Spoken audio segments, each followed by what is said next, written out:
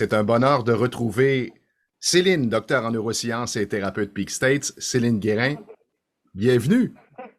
Salut Stéphane, bonheur partagé. J'adore te retrouver pour ces petits moments d'échange. C'est Ouais. toujours, ça nous permet d'aller encore plus loin sur nos réflexions personnelles, je trouve. Et ce que je tiens à mentionner aussi, c'est que contrairement à ce que les gens peuvent penser, parce que j'ai eu ce commentaire, les gens m'ont dit, waouh, vous êtes super bien préparé. Avec À fond, transparence, on on se y passe des lance. heures. Oui, des heures, disons, de bagage d'expérience. Mais lorsqu'on se Probablement. lance dans les capsules, c'est vraiment, on tente d'être le plus spontané possible dans la façon de vous raconter les différents sujets.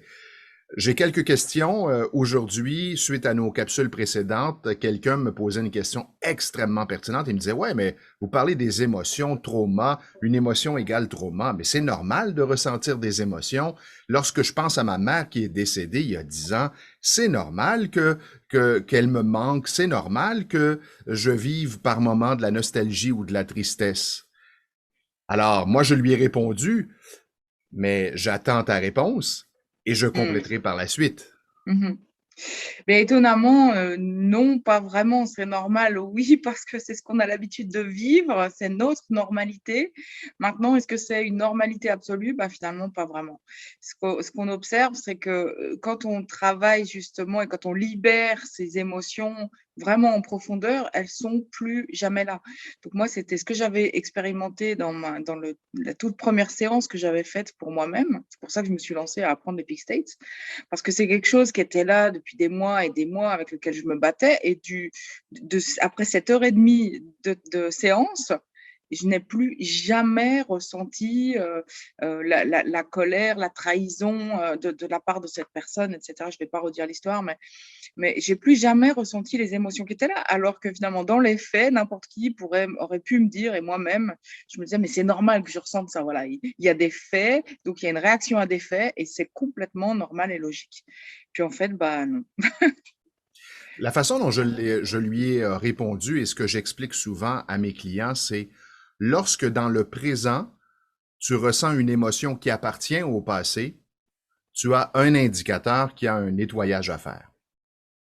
À mon Ouais, c'est une sens, bonne. à mon sens, si on vit une situation, bon, on peut ressentir de la peur au moment où on vit la situation, mais en principe, la peur devrait se dissoudre et ne plus réapparaître lorsqu'on pense à cette situation ou lorsqu'on vit des situations similaires à la Hmm. première. Ça- Sincèrement, j'aurais presque envie de te dire, je crois que ça va encore plus loin parce qu'après, dans le présent, tu ressens même plus ces émotions.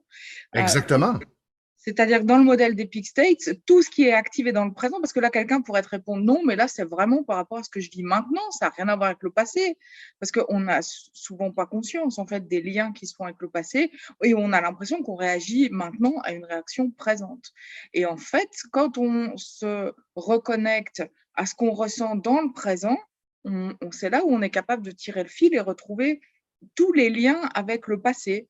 Et une fois donc que cette chaîne de traumatisme n'existe plus parce qu'elle a été métabolisée, parce que le corps a la protéine dont il a besoin pour réagir, eh bien dans le présent, dans le futur, il n'y a plus cette activation en fait. Donc il se passe exactement la même chose. Par exemple, tu parlais de voilà la personne qui a perdu sa mère il y a quelques années et puis par exemple il y a une chanson, il y a une photo, il y a une date anniversaire qui à chaque fois réactive ça. Alors il y a un petit côté de nostalgie ou alors c'est plus ou moins fort on va dire pour la personne, et puis elle estime que c'est normal et puis voilà c'est une date, c'est une photo, c'est une chanson. Petite parenthèse, non seulement elle considère que c'est normal, mais elle me disait j'aurais l'impression de trahir ma C'est mère ça, c'est si je ça. ne ressentais pas ça. On a évoqué le deuil dans une des capsules et c'est vrai que je t'expliquais juste avant que j'ai fait une petite séance moi-même pour aller encore plus loin sur le deuil et j'ai eu dernièrement l'exemple avec une personne qui m'a contactée parce qu'elle a perdu son enfant il y a 6 mois, qui avait 6 mois. Et finalement, elle n'a pas voulu faire le travail parce qu'elle avait l'impression que si elle faisait ce travail de deuil, ce serait comme l'abandonner. Enfin, elle n'était pas prête encore à couper ce lien. Et j'ai compris, puisque moi-même, je devais faire un travail, pourtant je connais bien le travail de deuil, et je devais moi-même refaire un travail de deuil sur une histoire passée. et je sentais en moi une résistance. Il y avait quelque chose qui n'avait pas envie de laisser partir cette belle histoire. Là, pour le coup, c'était quelque chose de positif. Et oui, il y a cette partie de nous et c'est pour ça que le deuil n'est pas fini, parce qu'il y a cette partie qui reste accrochée, en fait. Donc, si vous sentez encore la présence de la personne ou ce souvenir, et vous vous dites, mais non, en fait, ça, j'ai pas envie de le lâcher, bah, ça montre que justement, il y aurait encore quelque chose à lâcher. Et lâcher ne veut pas dire oublier, ne veut pas dire trahir, ne veut pas dire que la personne, la relation ou autre n'a plus d'importance pour vous. Ça veut juste dire que vous avez réussi à l'intégrer complètement dans votre vie comme quelque chose de beau, en fait. Exactement, vous vous sentez calme, vous ressentez ce calme, cette paix, cette légèreté en repensant à cette personne. Et Donc, qu'il ne reste que la beauté. exactement. Mais je comprends la réaction de cette personne parce que c'est ce que je vis un peu depuis que j'ai fait la formation en Okay. psychotraumatologie. Ça a comme bouleversé mes croyances. Ce sont de nouveaux paradigmes et on a tendance parfois à se remettre en question et à se dire, bon, mais qu'est-ce qui est vrai, qu'est-ce qui est faux? Comme Ah oui, tout si, à fait. comme C'est si ça même. on avait besoin effectivement de trouver la vérité parce que ça Tout à bouleverse fait. ce qui est installé depuis des années et des années et des années. Et oui, souvent, je me suis rendu compte que les grandes phases de ma vie, de transformation, en fait, venaient balayer toutes mes certitudes. Donc déjà, en tant que scientifique, vous imaginez les années de certitude que j'avais pu construire. C'était génial. C'était génial parce que ça donne une forme de sécurité, en fait. Hein. Oui, Voilà, on sait des choses, ça nous donne quelque chose de posé comme ça. Et puis gentiment, avec ce qui s'est passé dans ma vie, j'ai dû balayer tout ça. Et balayer toutes ces certitudes, c'est extrêmement complexe. Et puis encore des années après, quand j'ai découvert les Peak States, bah, exactement comme toi, j'ai dû balayer toutes ces certitudes sur la spiritualité, sur la guérison, sur même qui je suis, comment je fonctionne, comment ma psyché fonctionne, etc., etc. Tout ce que j'avais bien pu amasser encore pendant des années de compréhension au fil de mes efforts et de mes découvertes, ben voilà, d'un seul coup, à nouveau, c'était ouais, balayé, en tout cas bien malmené avec les Peak States. Et puis qui sait, par la suite, peut-être qu'à nouveau, ça nous arrivera, mais c'est vrai que cette phase, elle est longue. Moi, personnellement, je dirais que j'ai bien mis une année pour intégrer tout ce modèle, pour intégrer cette nouvelle réalité dans ma compréhension, etc. Et le tester aussi, hein, parce qu'il faut ouais. toujours tester, douter. C'est très sain, comme je disais, je trouve que c'est extrêmement sain. Je crois que du moment où on est enfermé dans nos certitudes, c'est là où c'est un petit peu dangereux. Oui, exactement. Sauf que c'est inconfortable. Le moment où on vit toute cette Ouais. remise en question, c'est plutôt inconfortable. C'est inconfortable parce qu'on perd toute notre structure, ouais. Tout ce qu'on avait construit qui nous permettait de savoir où on se situe, en fait, et où la réalité se situe et s'imbrique dans notre vision du monde, dans notre vision des relations avec les autres, etc., etc. Donc, c'est vrai que c'est un grand chamboulement. Et Et j'ai envie de... lorsque j'échange avec des amis et qu'on Ouais, aborde ce sujet, justement, comme pour l'instant, je suis en réflexion, ouais. lorsque j'aborde le sujet, forcément, ça amène des échanges qui sont, comment dire, plus ou moins confortables parce que les gens sont un peu sur leur garde, veulent rester, je dirais, avec leurs croyances, ne veulent pas se Mmh. départir de leurs croyances. Et il y a quelqu'un la semaine dernière qui me disait, oui, mais moi je t'observe là, t'es calme, effectivement, tu sembles en paix, mais c'est plate ça. C'est pas ça la vie. T'es comme neutre, t'as comme pas de vie. C'était vraiment, c'est un choc pour moi d'entendre ça. J'ai eu une réaction à son commentaire. Ouais.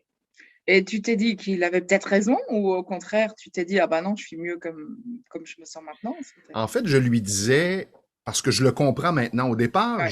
j'ai déjà eu moi aussi cette perception, je lui disais simplement que de se sentir dans le moment présent, à l'écoute, moi je suis là, je suis à l'écoute, je me sens calme, je suis pas activé par quoi que ce soit à l'intérieur de moi, je suis en paix, je suis léger. Ce n'est pas d'être plate, c'est au contraire Mmh. d'être bien. Ouais, C'est exactement. comme si j'étais en pleine possession de mon corps et de moi-même. être dans la présence, en fait. Voilà, tout à fait. Alors que on ne s'en rend pas compte, mais lorsqu'on est activé, c'est souvent parce qu'on anticipe ce qui s'en vient ou parce qu'on pense au passé. Donc, ça enlève de la présence et ça fait Mhm. en sorte qu'il y a comme plein de mouvements à l'intérieur de nous. Ça, Mhm. c'est ce que j'enseigne à mes clients, être à l'écoute de soi, de ce qui se passe en soi. Mhm. Parce qu'on ressent des sensations, on ressent des émotions, il se passe plein de choses en soi. Mhm.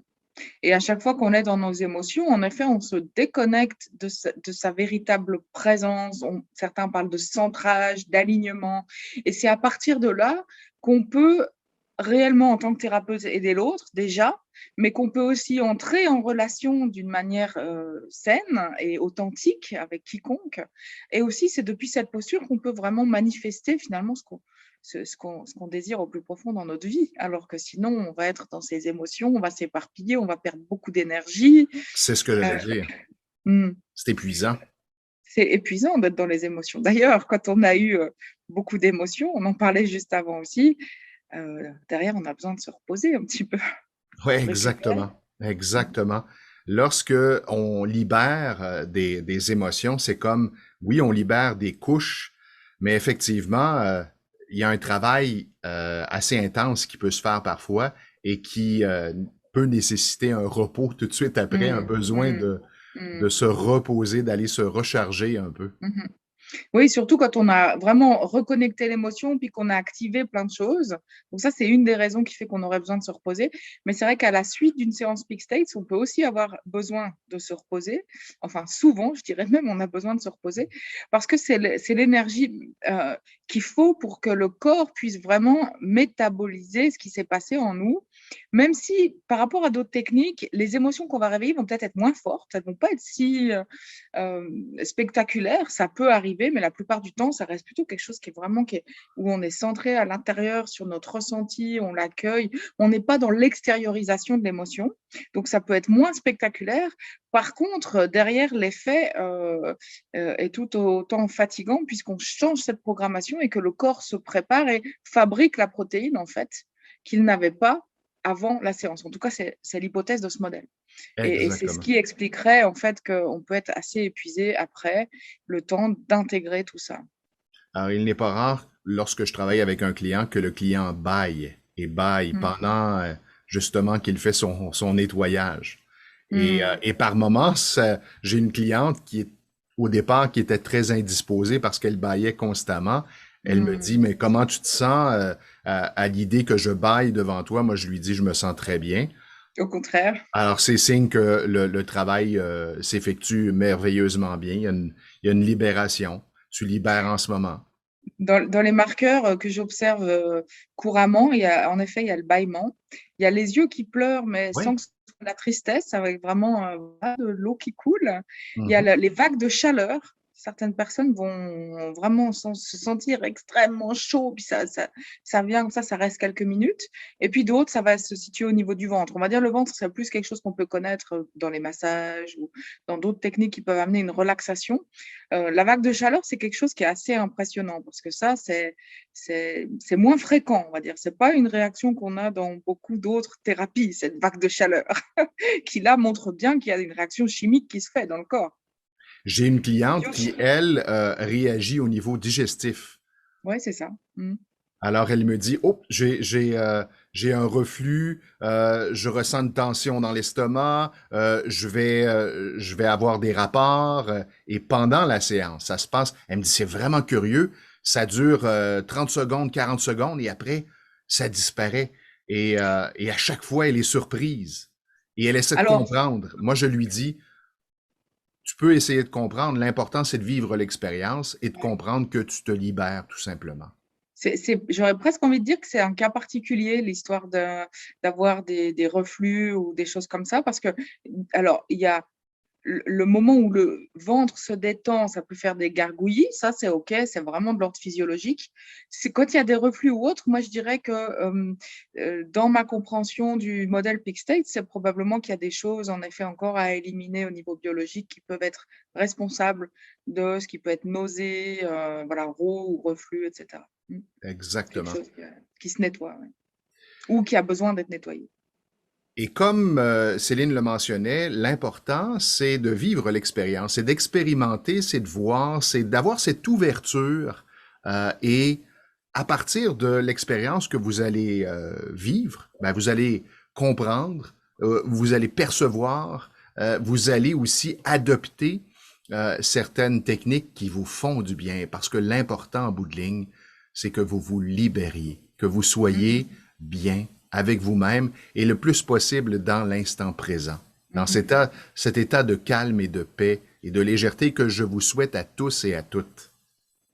Et pareil. La semaine prochaine, si tu es d'accord, les croyances. Je raconterai une expérience où, en participant à un week-end intensif où on défaisait nos croyances, j'ai vu une dame qui, après une soirée de travail, n'était plus capable de se tenir sur ses deux jambes. Hmm. Pourquoi aborder ce sujet? Parce que les croyances font partie de nos vies et les croyances ont un impact peut-être plus important qu'on peut le penser. Ben oui, puis souvent, en fait, c'est vrai qu'on n'est pas conscient de nos croyances, vu que c'est quelque chose de normal pour nous. Donc oui, je me réjouis d'aborder ce sujet, d'aller un peu plus en profondeur avec tout ça. Excellent. Merci Stéphane. Au revoir.